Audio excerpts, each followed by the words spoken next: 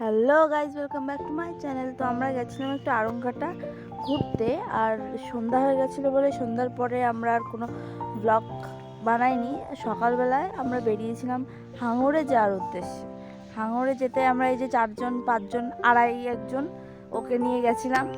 আর ওই যে আমার মাসি আসছে হেঁটে হেঁটে, হাঁস, ওখানে একটা পুরো গ্রাম্য পরিবেশের ভিতরে একটা সুন্দর দৃশ্য ছিল। মাঠ ছিল, চারিদিকে সর্ষে বাগান, গোলাপ গাছ। তোমাদের গোলাপ গাছগুলো আমি দেখিয়ে দিলাম। আর চারিদিকে যেদিক তাকাবো সেদিকেই শুধু মাঠ আর মাঠ, ফসল চাষ হচ্ছে। আর এখানে ছিল রজনীগন্ধার একটা বাগান। মাঠের মাঠের দৃশ্যটাই ঠিক এমন। পাশে একটা গাঁদা গাছও ছিল। এই যে এখানে আমরা যেতে যেতে দেখছিলাম দুটো ভাই বোন খেলা করছিল মাটির কিছু জিনিসপত্র নিয়ে।